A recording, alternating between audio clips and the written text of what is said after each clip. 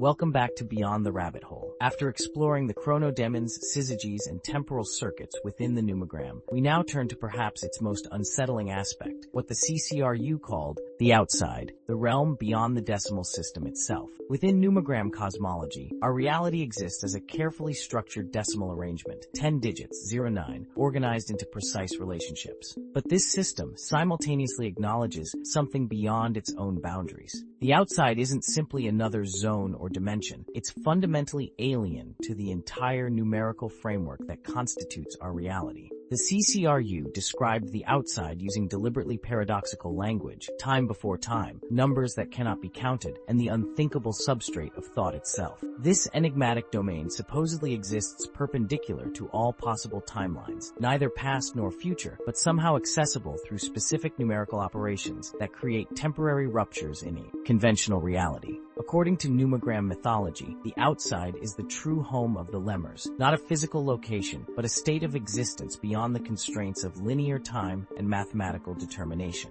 When chronodemons like Utunul or Murmur facilitate contact across dimensional barriers, they're essentially creating momentary windows into this outside. What makes the outside particularly disturbing is how it relates to zero. While zero functions within the decimal system, it simultaneously serves as a gateway or threshold to this external domain. The CCRU suggested that zero doesn't merely represent absence, but serves as a permeable membrane between structured reality and the unstructured outside. This explains why mathematical operations involving division by zero create system crashes and paradoxes. The outside allegedly manifests in human experience through what the CCRU called anomalous phenomena, events that seem to violate the causal and numerical relationships that govern normal reality. These include synchronicities that defy statistical probability, experiences of time dilation or compression, and certain altered states where mathematical relationships themselves seem to dissolve. Practitioners working with the Numogram reported that extended meditation on specific circuits, particularly those involving zero, occasionally produced glimpses of this outside. Their descriptions share striking similarities: a sense of reality as thin or permeable, cognitive structures collapsing into fluid potentiality, and encounters with intelligence that operates according to completely different organizational principles. The CCRU speculated that certain forms of mathematical knowledge, particularly those involving transfinite numbers, non-Euclidean geometry, and the mathematics of quantum mechanics, represented attempts to describe the outside using the limited language of conventional mathematics.